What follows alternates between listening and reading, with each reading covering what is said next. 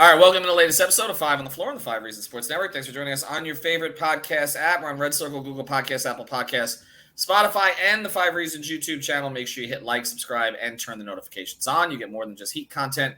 We cover the other South Florida teams as well. Also, check out fivereasonsports.com.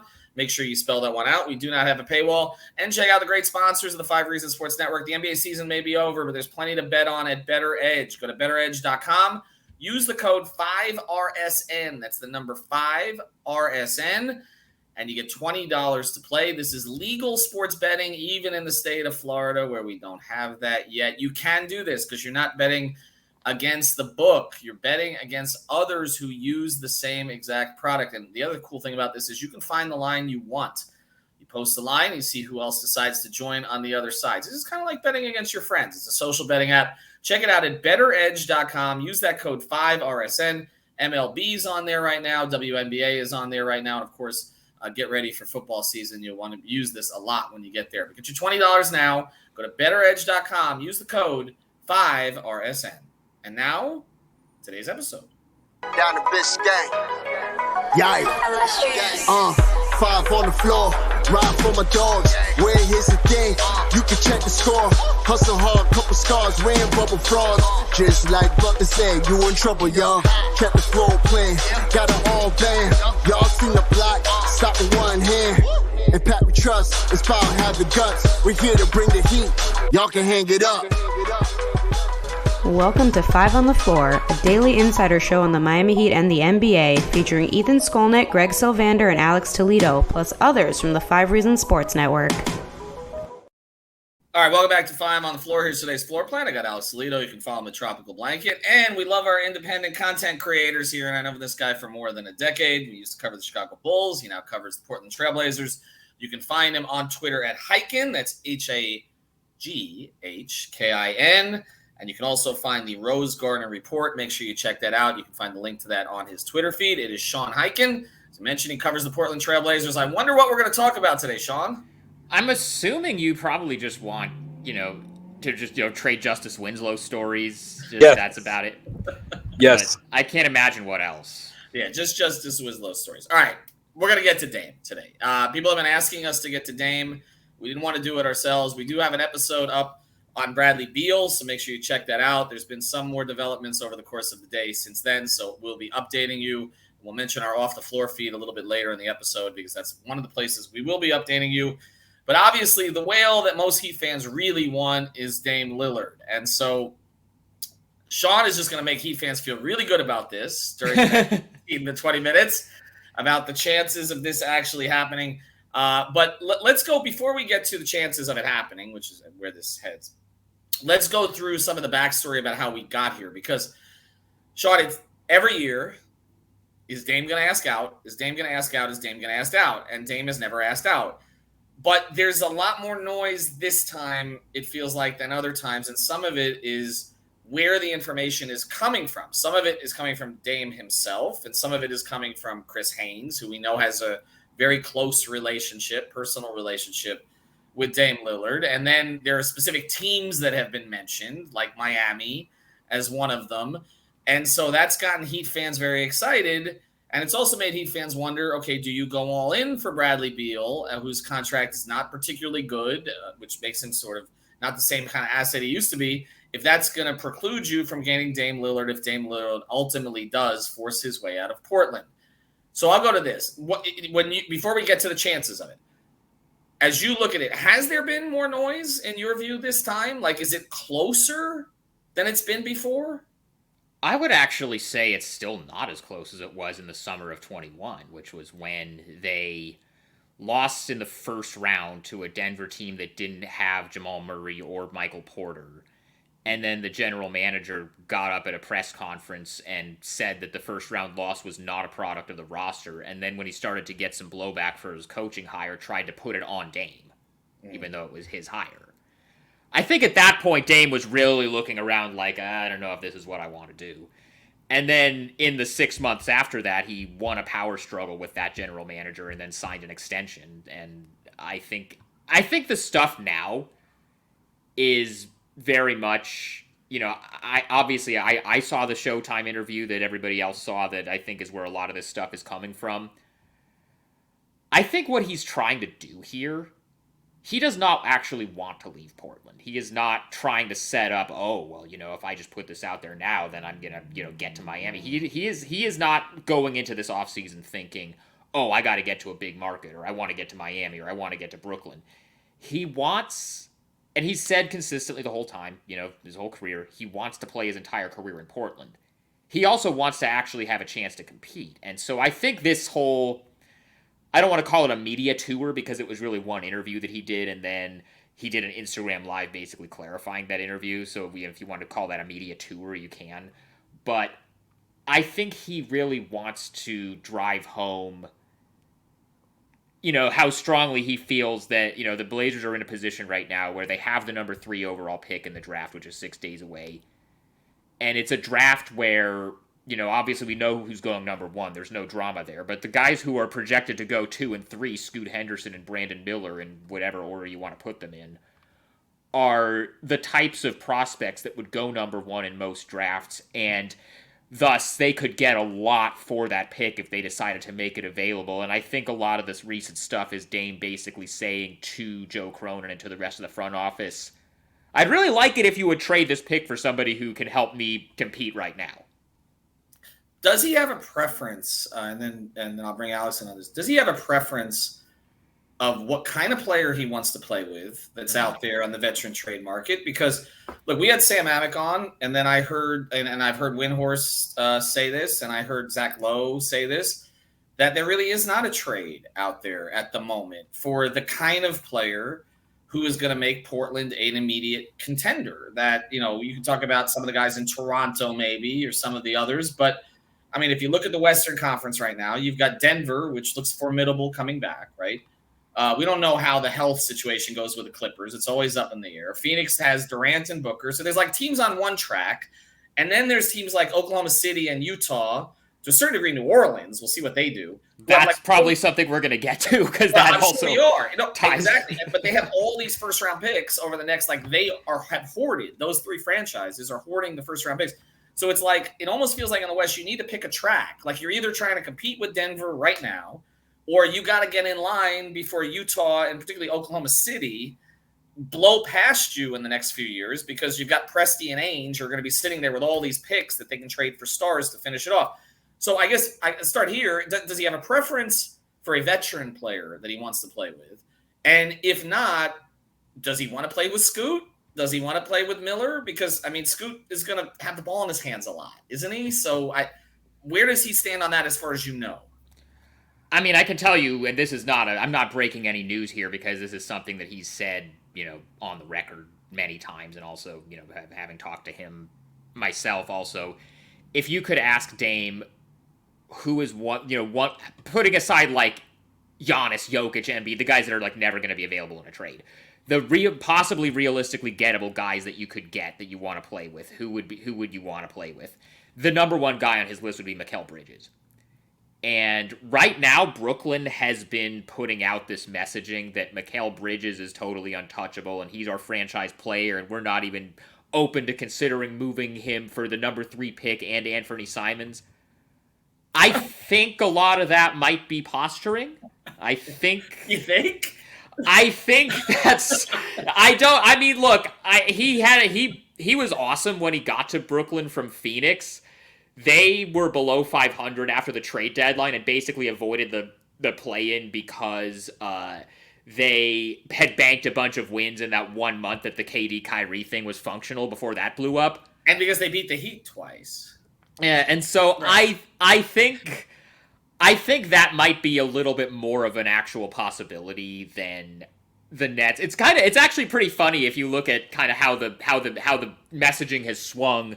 And Ethan, you've been doing this for even longer than I have. You know how kind of this stuff all, shifts based on who's leaking stuff to who, and who wants stuff out there. When the night that they got, I was actually in the draft lottery room in Chicago. I was one of the media members that was in the room where I don't know if you've done that before, Ethan, where they take away your phone and you get to watch them actually draw the ping pong balls, and they don't let you out until they actually show it on TV. In the room, when they moved up, they had the 5th highest odds for the pick. they moved up from 5 to 3.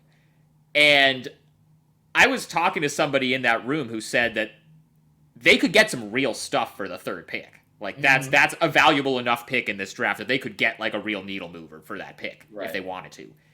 And then, over the next week, I started hearing on all the national, you and I listen to all the same national podcasts with, whichever ones you want to name. They're all talking about, like, yeah, I just don't know how valuable this pick is. Brooklyn doesn't really want to trade Mikal Bridges. Toronto doesn't really want to trade Pascal Siakam. We're now a week out from the draft. What has the messaging started to be this week? It's been, you really have to blow Portland away with an offer to even be able to get this pick, or else they're totally comfortable keeping the pick. Right. Like, it's totally shifted where now it's maybe not so much, will Brooklyn give up the third pick, Mikal Bridges for the third pick? Now it's Brooklyn trades Mikal and what for the third pick? That's kind of how it's swung now. But isn't that what it should be? You would think so. I mean, if Scoot Henderson and Brandon Miller are really as good as people say he's going to be, like this, they better. I'll tell you this: we have kind of a limited sample size of this front office because Joe Cronin took over as general manager in December of 21 after Neil Olshey got fired. So he's had 2 trade deadlines, 1 draft, and 1 free agency period. On draft night last year, he and Toronto were talking pretty seriously right up until they were on the clock about a trade that involved the number 7 pick and OG Anunobe, which was a move that Damian Lillard wanted because his whole thing was, I want win now, guys. You got Jeremy Grant, but we need one more guy. And OG was somebody that he wanted, and that was somebody that they thought would be a good fit.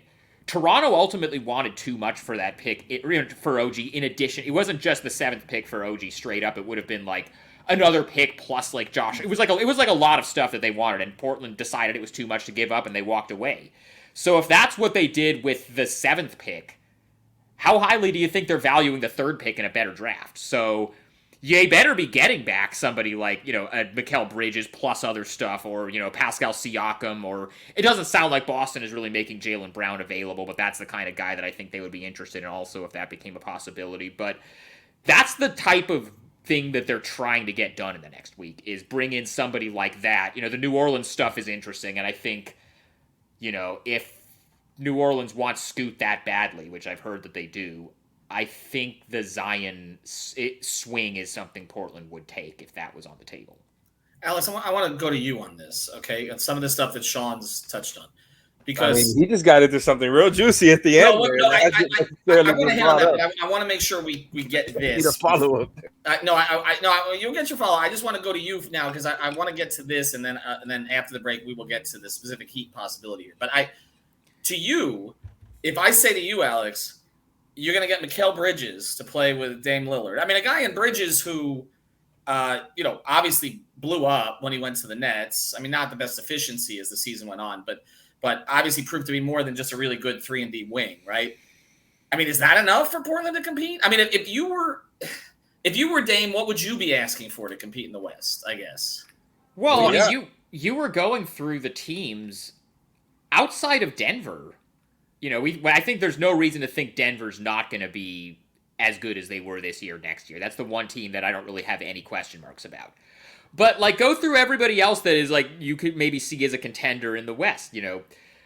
Golden State is kind of near the end of their run, and those guys are older, and Clay isn't the same guy that he was.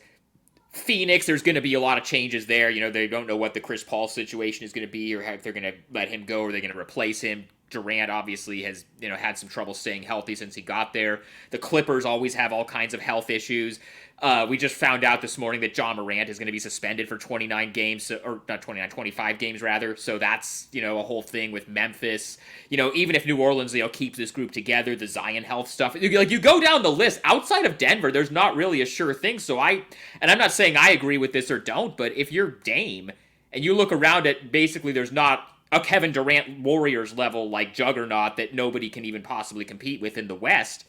If you have Mikal Bridges and, Jeremy Grant and, Dame, something else I've heard that Dame has been working behind the scenes, assuming Portland can get something big done with this pick in terms of trading for a guy. Dame has been trying to get guys to come. Guys, free agents, on the mid-level or something and he has guys that, I don't know the names of them off the top of my head, but there are guys that would be interested in coming if they can get this first big move done with the pick. So Dame feels like, I mean, he isn't saying like, you have to get me something that makes us a title favorite. He's saying, you have to get us to where we feel like we have a shot. And when you go through that list of teams in the West outside of Denver, I don't see why they wouldn't feel like they have at least a shot at being a top 4 team in the West. And then, you catch the right breaks in the playoffs and maybe you can go somewhere. And that's kind of, I think, the scary part if you're a Heat fan, right, is one of the consequences of this new era of quote-unquote parity with, which I'm a fan of, right? It's cool that, like, a lot of teams think they have a shot. You don't have teams that feel necessarily unbeatable. The Nuggets, awesome team. They did feel a little bit unbeatable for the Heat, especially, with Jimmy looking hobbled. Already missing another 20 points per game type of guy. You weren't expecting to be there in the first place. That's a different conversation, though. The point you're bringing up is a really relevant one because it feels like that's always been the thing with Dame, right? And I think it was CJ McCollum who said puncher's chance, and that's just kind of what I always come back to, is he wants a puncher's chance. And that's kind of what he was more or less satisfied with in all those years that the Blazers were kind of in that playoff hunt, getting to the conference finals in 2019, I believe it was. He kind of wants to be back there. And I think now, in his mind, like if trying to relate to where he's coming from, he's obviously made it clear, like you said, that he wants to be there forever. And that would be the preference if he can compete. And if you were to attain another co-star of that level, the situation looks kind of better. It's an older, more, I just think more masterful Dame, a wiser version of him. But not only that, Jeremy Grant is a third option. Pretty nice, probably the best third option he's had at that point. But I think it all comes down to, are these types of guys that he wants actually available? Right. When it comes to Bridges and Siakam, those types of dudes, it feels like a lot of it has to do with what the franchise also wants to do. Their respective franchises, do they want to go for a retool where they try to stay competitive, or is it a full-on rebuild where you trade that star player? And I think either one of those guys, Siakam and Bridges, would give the Blazers that quote-unquote puncher's chance, even though they wouldn't be anybody's favorites to get out of the West. But I think they would be in that mix, in that playoff mix. So what I'm going to ask you, and also outside of the Zion thing, if you want to comment further, we can talk about the Zion thing if you want. That's not a secret. Yeah. I've been talking about that all week. Whatever you want to get into, man. It's just great. I mean, man, the idea of Zion ending up over there is kind of a fun one to consider. Well, because the Blazers haven't had enough history with guys who've had injury problems. Well, the Zion thing's an upside play. That's all that is if what we know about this front office, and it's a limited sample size because, like I said, it's only been one draft, one free agency period, 2 trade deadlines. They take swings on upside. Last year, once they decided to keep the pick and not trade it to Toronto, and they decided to actually take a player, the 2 guys that they were kind of torn between were Shaedon Sharpe, who they ended up taking, and then Dyson Daniels, who went 1 pick later to New Orleans at number 8. And the idea was that Dyson Daniels was more of like a ready to contribute from day one and be a rotation player on a playoff team type of guy, whereas Shaedon was going to take a little bit longer to develop, but if he hits, he could be an all-star, and they decided to go after the upside. The Zion thing obviously would be a massive risk because of the health stuff and, all the intel that there is about his work ethic and his family stuff and whatever else. But I think that's the highest upside move that there would be on the board, where you feel like, if it would have to come down to looking at his medicals, because I think that if, for example, like, I haven't heard anything about the Clippers being interested in moving Kawhi Leonard, but I don't think they would trade for Kawhi Leonard. I don't think they would trade this pick for Kawhi Leonard because Kawhi Leonard has a degenerative knee condition that's just not going to get better, and it's always going to be something that's going to be there, and they're going to have to monitor, and he's only going to be able to play 40. What about Paul George? What about Paul George? That's like probably the line. Okay. Of guys they would think about, but I also haven't heard that the Clippers are really looking at that. My point being, they would not be interested. Like, if Zion came back, if Zion's medicals came back and he has some sort of degenerative thing like what Kawhi Leonard has, where it's just always going to be something that you're going to have to monitor, then I think at that point they wouldn't do it. But if they get the intel back that the issues with his, health, injuries, staying healthy, all that kind of stuff is just kind of like stress injuries that if he lost some weight and got in better shape, that stuff would go away. I think they would take the gamble that a change of scenery and being around Dame and kind of having a different, a different situation would lead to him maybe taking some of that stuff more seriously. And then the upside of if he's healthy, that, Dame and Zion together could be pretty dangerous. I think that's a gamble they would take at that point. I just keep coming back to this because I know it's a totally different front office and a different era. But when I'm thinking Bowie, Walton, Roy, and Odin, right? I'm like, there's no more cursed franchise in the entire NBA with this. And now you're intentionally jinxing it with your powers, your jinx powers. I know. I'm just saying. Well, I'll tell you this. How about this? Maybe some of those demons were exercised this year, if you believe in that stuff, because the Blazers sent Brandon Roy as their lottery representative this year, which he was also their lottery representative in 2007 when they won the lottery to draft Greg Oden. And they sent him this year. This was the first time he had done anything with the organization since his career ended, because I think there was some animosity about how I think he felt like the decision for him to medically retire was made by them to save money. Right. But so this was the first time they've kind of brought him back into the fold, and they didn't win the lottery, but they moved up from 5 to 3. So there's still some good vibes there. So maybe you exercise, if you believe in any of that kind of karma or basketball god stuff, maybe they exercise some of those demons by bringing Brandon Roy back into the mix. And maybe, their reward for that is going to be if they end up doing a trade with New Orleans and bringing Zion in, then, he's going to start taking his conditioning and stuff seriously, and he's going to lose 50 pounds and stay healthy, and they're going to be a title contender. Who knows? Well, I mean, on paper, if you look for a guy to play with Dame Lillard, you might pick Zion, but it's just right. But it would have to every time he's been healthy, he's been a top 5 player in the league. He's just not healthy ever. He's just not healthy. All right. Well, we're going to talk more about the specific Heat possibility here in a second, and I also want to ask Sean, what happens if Scoot falls to 3? I kind of feel like I know what they'll do, but if he doesn't, do they just take Brandon Miller and go on from there? We do want to mention something though. It's not a sponsor, but it's a feed, and you can find a lot of exclusive content. It's called Off the Floor. It's an extension of 5 on the Floor. I think we're hitting 500 subscribers today. You can see some of what we do there. We alert you whenever we have new content. We tell you about it first. We post the links there. But also, Greg and I give you any intel that we're hearing from anywhere before we put it on Twitter. We put some things there we don't put on Twitter. We kind of lead you a certain direction. A lot of times you'll find stuff on Off the Floor 2-3 days before it hits Twitter. And then Alex and Brady handle all of these schematics, the stats, all of that stuff there. We do long posts, and we do Q&As there also. It's free. Lakers doing draft guides? Yes, draft guides. Actually, Greg's put up one of his 3 right now. And here's a cool thing. You get text directly to your phone, so you don't even have to open Twitter. And look, if it's too much, sometimes Greg tends to post at 6 in the morning when he's really excited. Make sure you hit the hide alerts, and you just, whenever you turn it back on again, you'll see all of the text. So check it out. It's Off the Floor. It's free for the first week, and $3.05. How did we come up with that? Per month, or you can actually save some money by going $30 for the entire year. So check it out at Off the Floor. Really, if you listen to this podcast, you should be subscribed there. That's all I'm saying. You should be subscribed there, and it's a lot less than some of these other subscriptions. All right, let's get to it here, Sean. So what Heat fans want to know. So, okay, let's say the draft plays out, and let's say that nothing happens, which usually is the case, right? So it's within the realm of possibility. Okay, so let's say Wemby goes first. I think we kind of know that. Let's say that Charlotte, which, Jordan's making this pick, or his team is making this pick, even though he's leaving ownership or sold the team. And well, the guy that's making the pick?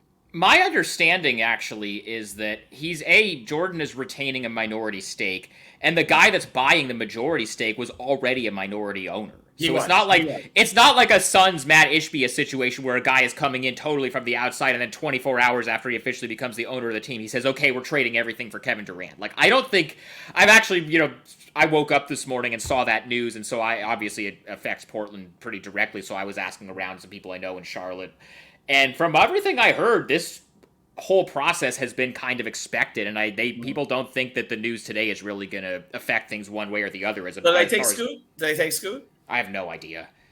Okay, look. They should. If I were them, if I were the one making the decision, I think that they have maybe the worst base of talent in the league, and they should just take the most talented player on the board and not worry about whether it's a fit with LaMelo. That's what I would do, but everything I've heard is that they still really like Brandon Miller. But again, remember a year ago, the week going into the draft, everybody was talking about how it was a lock that Jabari Smith was going to be the number 1 pick, and then 24 hours before the draft, the lines moved wildly on the betting stuff, and then that suddenly now everybody thinks Paolo Banchero is going to go number 1. So everything I'm hearing is it's still Brandon Miller, but I will believe it when they actually make the pick a week from now.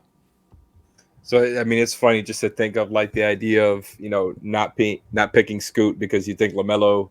I mean, what are you even preserving there? Like, you want LaMelo to be this. Not taking Michael Jordan because you already had Clyde Drexler to use. I mean, it's a positional. No, and plus in the NBA, like you need multiple creators. I don't think LaMelo Ball leading a heliocentric offense is the vision for the future. LaMelo Ball should not be a reason you don't take Scoot Henderson if you think he's the best player. Just like Eddie Jones shouldn't have been a reason you don't take Dwayne Wade, which I've reminded exactly of every time I've run into Dan Sids because he wrote a column that night saying you had Eddie Jones, why'd you take Dwayne? Yeah. What you do is you move Dwayne to point guard for 1 year, and then you eventually move Eddie Jones. Yeah, you take when you're in Charlotte's position, you aren't in a position to afford to be able to not take the most talented player. But they'll screw it up, though. I mean, of course they will screw up every single pick. Of course they will. There's a reason that they're in the position that they're in. So right now, I'm operating under the assumption that Brandon Miller is going to be what they do at 2, but I don't know that. So the follow-ups here, right? There's a couple quick ones. What are the chances in your eyes that they land, the Blazers do, one of these types of guys that Lillard is going to think, gives them a punching chance? That's one. The other is if they don't and they take whoever it is, Scoot, Brandon Miller, Cam Whitmore, some people are saying is better than the Twins. Yeah, one of a lot of upside. The Thompson twins, whichever one. Do you believe the whole idea that he is going to want out after that? I can't really handicap the chances that any of these trades happen. I mean, the default assumption with any trade is that it's not going to happen because these trades are really complicated to put together, especially when you're talking about the type of salary that you have to move around. A lot of times they're going to have to get a third team involved. So you always default towards a trade that's being talked about not happening as opposed to happening. So I'm going to cop out here and say it's a coin flip. As far as what happens if they keep the pick and use the pick, Dame might at that point want out, but that doesn't necessarily mean that he's going to get traded, because just like I don't think they're going to trade the 3rd pick if they don't see a deal they like, they're not going to trade Dame if they don't see a deal that they like for him either, even if he wants out. Like, they're not just going to, like, his situation. They won't just do right by him, Sean, just to do right by him. No, because they have to protect themselves too. They have to decide. No, I get it. They have their own interests. All right, but let me pivot because there's so many layers to this, and this is this is why we had you on today. So to follow on Alex's question here, okay? All right, so let me take you through what potentially could happen next Thursday night. Wemby's going first, we know that. Right. Number 2 pick, let's say it's not determined 3 days before. Let's say that you just go into the draft and we don't know, and all of a sudden Brandon Miller, he goes to Charlotte, right? Mm-hmm. So Scoot is on the board for Portland. At that point, do you think that some of these teams who may covet Scoot more than they covet Miller, all of a sudden, or maybe Portland's had discussions with these teams, I would assume, before, okay, just so that they're prepared for this, that all of a sudden you get a Toronto, let's say, which look at Van Vliet, right? He's opted out, okay? And they want their playmaker of the future, and Scoot is right there. And we know Masai is one of the most creative general managers in the NBA, right? They got a new coach and all the rest of this, and they're kind of in a weird position in the East, right? Because they're not a contender, but they're not, and Masai doesn't like to be in the middle, okay? And all of a sudden, it's like, okay, fine, we'll give you Anunobe. We'll give you this, we'll give you Siakam, and that maybe it actually happens in the moment on draft night. Is that possible with Scoot falling to 3? Before we get to the Dame aspect of this. I've been saying since they got to 3rd in the lottery that any trade that they make is going to happen while they're on the clock, because you have to see what Charlotte does. And it's not, and I don't even want to say that, if Scoot goes 2 to Charlotte, that their pick suddenly loses all of its value, because there are teams. Charlotte is not the only team that might value Brandon Miller above Scoot Henderson. For example, Washington is a team that I've heard is trying to move up into the top 3. I don't think there's anything doable there with Portland because they're not interested in Bradley Beal at all, but that's a team that I've heard is zeroed in on Brandon Miller if they were able to get up into a position to draft him. There are teams that value Miller that highly. It's just a matter of which of those teams that might have what Portland wants values which guy, and that means, this trade might be available at 3 depending on what Charlotte does, or it might not be. So I'm sure that the minute that the Blazers front office found out what pick they have, they started working on all these different contingencies. I'm sure they have like decision trees in their war room and frameworks for all different kinds of stuff. I'm sure as we speak, Joe Cronin is probably on the phone with whoever from one of these front offices, putting together this, like, if this, then this, like, if Scoot is here, can we do this? If Miller is here, can we do this with this other team? I'm sure they have all these contingencies kind of planned out and agreed on, and then once Charlotte does whatever they decide to do at number 2, whether it's keep the pick and take one of those 2 guys, or they maybe do their own trade with the pick for one of these guys, these teams that wants to move up for one of these guys, then at that point, then they'll have, okay, well, this contingency happened, so this is what's available, and then they'll have 5 minutes to decide whether to pull the trigger on something. But it's gonna study the franchise's future. I want to throw one more name at you before we get to that. Keep saying we're gonna get to the Heat. Sure. Towns. Would Minnesota? I don't know what Minnesota would do, but would Portland have any interest in Towns? And would Dame have any interest in playing with Towns? I don't think so. I don't think you can pay a center that much money unless it's Jokic or Embiid or Bam. What about one of the Bulls guys? I know that there hasn't necessarily been smoke with Lamar or Levine. Go ahead. I'm sorry. I think most people would. Okay. I don't want to skip over the Bam. Dame would view Bam as a needle mover. I'll tell you that. I agree, but some Heat fans would take Towns over him. Alex, I'm sorry. Continue. No, I was just saying, as far as like the they're Bulls, not interested in Levine. They're not interested in Levine. They figured out Jeremy Grant was such a good fit next to Dame last year that they basically figured out that they need more Jeremy Grants. They need more big athletic forwards that can defend, which is why the names that I've thrown out there as guys that they are interested in are like the Pascal Siakams and Mikal Bridges. Like, that's the type of dude that they're looking for. I don't think Zach LaVine or Bradley Beal really. I wonder if OG can get back into the picture here, since you mentioned their interest earlier. It would obviously have to be more than him. They like him, but not for the 3rd pick. Okay. That would be like if Toronto was, open to like Anthony Simons in the 23rd pick. Like, that might be something that could be done. But we know how Masai Ujiri values. Like, every single one of Masai's guys is worth 5 first-round picks, and yet they're somehow a 10th seed. But that's another discussion. All right. So now let's decision tree. We're gonna take our own decision tree before we close here. We're sponsored by Better Edge. I do want to mention Prize Picks too. Use the code 5, get your initial deposit matched up to $100. And again, just like Better Edge, you can play the props there for more than just the NBA. So check them out.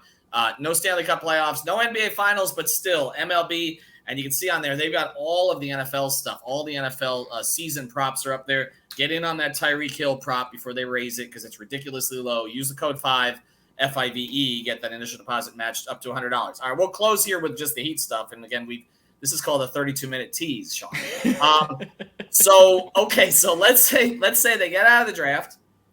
It's Scoot, it's Brandon Miller, it's whatever. And then the next day, nothing happens. And then the next day, Dame is like, all right, I'm not waiting on this. What would Portland take for him? I mean, you mentioned before we came on that Tyler Hero and a package of picks is not going to be enough, right? So What would they be looking for? At least one piece that is actually, like, you could say is a tangible blue chip asset. Like, for example, when Phoenix traded Kevin Durant, they got back Mikal Bridges, who is a guy that they, that's like the centerpiece, and plus the, Cam Johnson. They got back like good players in addition to, whatever future picks. You need at least one guy like that. You basically need the equivalent of, if one of these, if Toronto is trading Pascal Siakam to Portland, they're not trading Pascal Siakam for, a bunch of future picks and who knows what they're going to be. They're trading him for the number 3 pick in the draft, and who you're going to be able to take with that pick. They are going to be, if they do decide to trade Dame, which again, that's like, we're talking about the decision tree, that's like 5 or 6 things down from the decision tree. Different things would have to go a certain way.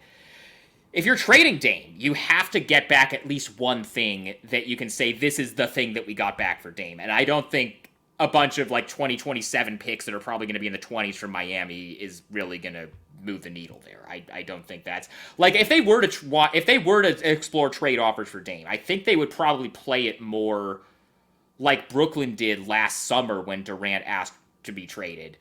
And they said, they went to him and they said, okay, we'll see what we can get. We'll trade you, but we're not going to trade you if we don't find a deal we like. And then they didn't find a deal they liked, and they kept him, and he eventually came back around. And Obviously, at the deadline, Kyrie Irving blew everything up, and then they decided to revisit it. But, they didn't find a deal they liked, so they didn't just trade him for pennies on the dollar. I think if they try to move him, they would try to do him a solid and, as you put it, do right by him within reason. Like, they're not going to Blake Griffin him and just send him to Detroit or somewhere he has no interest in going. But they're also not going to just trade him for pennies on the dollar because he has 4 years left on his contract, and he's not really the type of guy who's going to do what James Harden did and, like, not show up to training camp or, like, make it into a distraction or make it into a problem. If he asked for a trade and they didn't trade him, he'd still show up and do his job and be a pro until either they found a trade that they liked for him, or maybe he comes around to actually wanting to stay. Because remember, Kobe wanted out of the Lakers in 2007, and he had veto power over his trade, and he almost got traded to Chicago, but he vetoed it because Luol Deng would have had to be in the trade going back to the Lakers, and he was like, wait, I don't want to be traded if it means the team that I'm going to has to give up too good of stuff, because then me going there means we're not a contender. If Portland is actually talking to Miami about a Dame trade, they're going to want Bam back, and that obviously completely defeats the purpose for Miami, because at that point, like, what are you doing? You're not a contender if you trade Dame, or if you trade Bam for Dame. I don't think there's a team out there right now that checks all the boxes of they have enough to trade for Dame where Portland would feel like they're getting fair value, but then they'll also have enough left over where they feel like they would still be a contender, and that's why I think ultimately it's not going to happen, even if he eventually decides he wants it. Yeah, we talked about that on the pod last night. I mean, Shaq wanted to come to Miami, but he was like, you're keeping Dwayne. And if he hadn't kept Dwayne, then that wouldn't have happened. And this feels just like Donovan Mitchell all over again. Yeah. To be honest, Alex, like, doesn't it? Like, it's like Donovan wanted to be in Miami. They wanted Bam. I mean, and the whole purpose. You should want Bam. You should have to give up a lot to get a guy. The whole purpose of Dame playing in Miami is Bam. I mean, I think it's more Jimmy with Dame than it was with Donovan, but it's Bam. Like, that's the friendship. That's the link there. Yeah. I mean, that's the link. And then the other thing, as you kind of got to at the end there, it is tough to find a situation that checks off all those boxes, right? As far as being able to get back a blue chip prospect amongst, I'm sure they're going to want several, first round picks and pick swaps of the sort, as has become the norm for guys of his caliber over the years. And to that end, I wanted to ask, so as of right now, again, I know that it's already been deemed unlikely, all of that. Completely understand why. Heat fans have already kind of moved on to Bradley Beal as like the more realistic option. It feels like there's more momentum there. The public flirting has been going on for years, where the Dame flirting is still very new. We all know that they're trying to put pressure. I mean, that he's trying to put pressure on the Blazers, all that.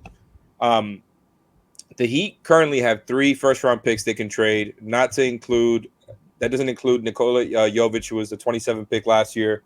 And kind of one of the scenarios that has been floated around in the past is the idea of then trading. And we went over this last summer when the KD and Mitchell stuff was a possibility too, is to try to get more picks to satisfy what a team is looking for when trading a superstar. The Heat sell off a guy like Tyler Hero to the Spurs for a couple of picks, and all of a sudden, you have 5 available picks plus Jovic. And then if you go and you talk to the Thunder to change the protections on the 1 pick that they have more picks available. Like, there's creative things that Andy Ellisberg could do. And so I wanted to ask you, do you think the Blazers, if that blue chip prospect isn't available on top of the package that they would be looking for, would they settle for just a huge package of future first if it goes from, 3 in Jovic to, like, I don't know, 5 or 6 in Jovic? Because I'm not sure what the exact number would be, but something of that nature. No, because he has 4 years left in his deal. They don't have to trade him at all if they don't see a package that fits what they. Again, I understand there's this. I mean, the Beale situation is a totally different situation from the Dame situation because he actually has veto power over where he goes. And Washington is also in a situation where, like, they just hired a new president of basketball operations in Michael Winger, who clearly he wants to just start over from scratch because that organization has been, in no man's land for 10 years, and they'll be happy to just get whatever they can get for Beal and get off the contract. And so the package that you're talking about, Miami, offering for Dame, that'll probably be able to get them Bradley Beal. So I think that's what's going to end up happening, but I think Joe Cronin, who doesn't have nearly the kind of, job security and juice that the Heat front office has, or that that a lot of, these other people have, and especially with Portland's ownership situation up in the air, if he trades Dame for pennies on the dollar, or what people view as pennies on the dollar, his job security is not all that great, especially with, we don't know what the ownership situation is going to be in a year. If a team gets sold and the new owners had nothing to do with hiring him as general manager, and he just made a bad deal where you traded Dame and didn't get good value back, second-year coach too, Sean. That's the other thing too, right? So I mean, you're not going to get a chance to evaluate that coach in this situation. Yeah. I think what you're getting at here to a certain degree is Dame's just too good a guy to force this thing. Yeah, he's not James Harden or Ben Simmons. He's not going to make it into a problem. Because he's built his whole brand and his whole image on, I'm the loyal guy that does things the right way. Remember when Chris Paul actually wanted out of New Orleans a year before they actually traded him? And there was that whole year where they didn't trade him. He still showed up to work and did his job and was a pro, and they made the playoffs that year. And then the next year, the stuff with I think he had 1 year left on his contract, and they finally were, they got an offer. There was the whole stuff with the veto from the Lakers and the Clippers, whatever. But just because a guy wants to be traded doesn't mean they have to trade him unless he's going into the last year of his contract, or he's willing to do what James Harden did and make it into a problem, which I don't think Dame would be. And so because of that, I don't Dame can say all he wants if he decides he wants out. I want to go to Miami. If Miami doesn't have anything to offer that's of interest to Portland, and he has 4 years left on his deal, it's just that's not gonna work. Well, and let's just say it, Dame's not Jimmy either. Dame's not gonna pull the practice. That's stuff. kind of in the same category as the James Harden thing, where when he wanted to get out of Houston, he showed up to camp out of shape and had all his photos of him partying with Lil Baby. This was during the pandemic. He was going to these clubs and stuff. Dame is not that dude. Dame is not going to do that. And when Dame says he wants to play his whole career in Portland, he 100% is being genuine about that. It's just going to be a question of, can they get what they are trying to get done in the next week done? And if not, then what? We went really long with Sean, but we appreciate it. Check him out at Highkin. Thanks to our sponsors, Better Edge. Use the code 5RSN. Prize Picks, use the code 5. I'll just close here. Dame, just as a player right now, how close is Dame to where he was 3-4 years ago? In other words, if someone got him, what are they getting right now? Because it seemed to me like he played at a level this past year that was pretty damn similar to his best All-Star years, right? He hasn't slipped much. No. He just made third-team All-NBA, and he probably would have made first or second team if the Blazers had a better record. He had, the previous season, the 21-22 season, he had that core surgery where he missed most of the season. He needed that surgery really, really, really badly. He had been playing on it for 3 or 4 years beforehand, which all makes the level that he played at before that just even crazier that he was able to play at that level with that injury, because there have been other players, on the Blazers, Nasir Little, Gary Payton II, guys who have had that surgery who I've talked to about it, who said it was one of the most painful things that they've had to play through. He got that taken care of. And then you saw what he did last year, and you saw how badly he had needed that surgery. And I think he feels I know he's going to be 33 next season going into, and there's this idea he's declining. He's still, when he's, and he had a couple of calf things at different points during the year. I think he missed 15 games or something, but that's not anything major or anything serious. But we kind of saw last year he's as good as he's ever been, or just about as close to as good as he's ever been, which is why it's going to take a lot more to get him if they trade him than it's going to take to get Bradley Beal, who has played, I think, 90 games combined in the last 2 seasons, and also has made one All-NBA team in his career. People kind of talk about Dame and Beal on the same level just because they're it's a similar thing of two, scoring guards who have played with one team their whole career. That's kind of all the similarities are. They are not close to the same caliber of player, which is why it's not going to take as much to get Beal as it would take to get Dame. Which is why, Alex, we should do more Beal podcasts, because I feel like that's. I knew this was going to happen. We will. But it just doesn't. It just doesn't seem particularly likely. I think everybody got excited when he said Miami, but that was entirely about wanting to play with Bam. Just Brooklyn was entirely about wanting to play with Mikal Bridges. If they can get Mikal Bridges to Portland, then that kind of puts that to bed. Well, they can't get Bam to Portland. We know that, so that's what happens. All right, follow him. Check out all of his work. Go to Highkin, HAGHIKIN, and I'll just look, and if we'll be revisiting this in 2 years with you, I feel like, but for right now, I think the chances. Don't forget the Rose Garden report. Yes, Rose Garden report. Subscribe and subscribe to Off the Floor. We've given you guys a lot of stuff to do here, so check all that stuff out. Have a good day, everybody. Thank you for listening to the Five on the Floor on the 5 Reasons